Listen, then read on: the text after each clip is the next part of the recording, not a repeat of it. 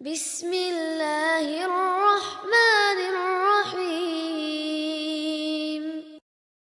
Ini semua teman-teman hanya karena kasus kekufuran saja, malas beribadah, tidak mau jadi orang baik. Hanya itu sederhananya. Lalu kenapa teman-teman? Apapun waswas syaitan yang mengatakan orang beriman itu susah, itu bohong semuanya. Demi Allah orang beriman itu bahagia, tenang. Bisa mendapatkan semua dunia. Allah janjikan. Tidak mungkin salah.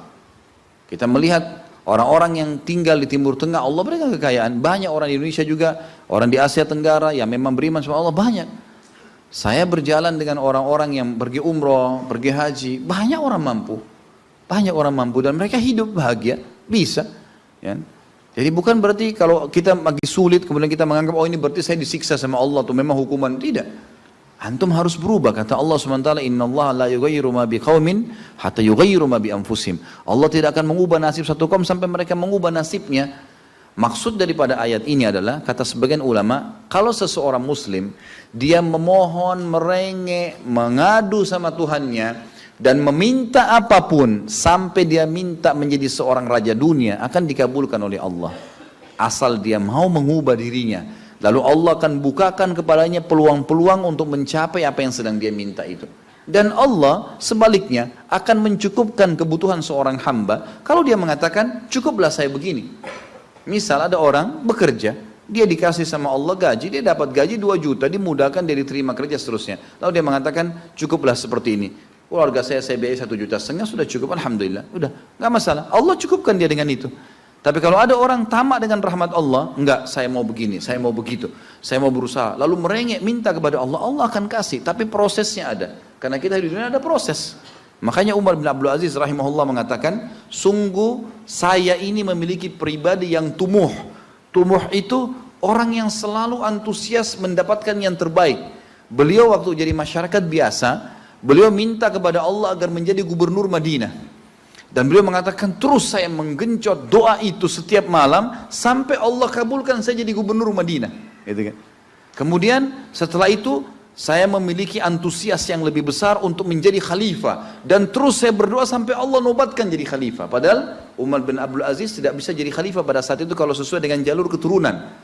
Semestinya ada orang lain. Dia memang keturunan Bani Umayyah, tapi bukan dia semestinya pada saat itu menggantikan khalifah. Tapi subhanallah sebelum meninggal khalifah sebelumnya menulis surat bahwasanya yang datang setelah saya adalah Umar bin Abdul Aziz, padahal bukan dia. Makanya setelah Umar bin Abdul Aziz meninggal kembali kepada keturunan raja yang pertama. Tapi Allah selipkan dia menjadi khalifah di situ. Dan dia mengatakan saya mendapatkan semua apa yang saya inginkan dengan tumuh saya, dengan antusias saya yang besar, dan saya mohon kepada Tuhan saya sampai Allah kasih. Jadi Allah kasih teman-teman sekalian. Tapi bagaimana kedekatan antum kepada Allah subhanahu wa ta'ala? Bagaimana kita merengeknya dengan Allah? Bagaimana kita memohonnya dengan Allah? Tidak ada yang mustahil. Coba terus minta sampai Allah kasih. Karena setiap seseorang hamba mengucapkan Rabbana atau Allahumma, atau kita mengatakan dalam maksudnya ya Allah, wahai Tuhanku. Begitu kita mulai memohon, itu sudah ada garis startnya ucapan kita. Ada garis finishnya. Tinggal antum sabar sampai garis finish enggak? Banyak orang berdoa baru pertengahan sudah berhenti dengan alasan Allah belum kasih. Allah mau lihat ini orang benar nggak, serius nggak.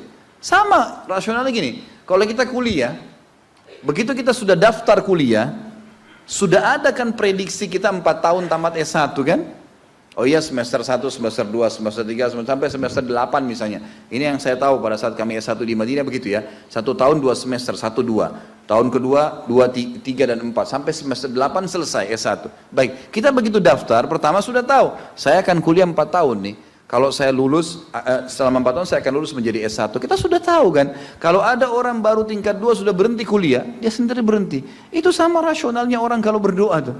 Kalau merengek sama Allah, sabar sampai titik klimaksnya, kita akan dapat ijazahnya, kita akan dapat apa yang kita inginkan, gitu kan? Tapi kalau orang terburu-buru, tergesa-gesa, dia tidak dapat. Jadi selalu tamak terhadap rahmat Allah. Dan itu bagian daripada ibadah. Allah SWT menyuruh kita tamak dengan rahmatnya. Ya. Kita disuruh berdoa dengan khaufan wa tama'a. Khauf, takut dengan azabnya Allah, jangan masuk neraka, dan tamak terhadap rahmat Allah. Minta terus agar Allah SWT memberikan kepada kita rahmat yang luas, ditambah, diberikan karunia. Antusias teman-teman sekalian. Orang mukmin itu selalu optimis.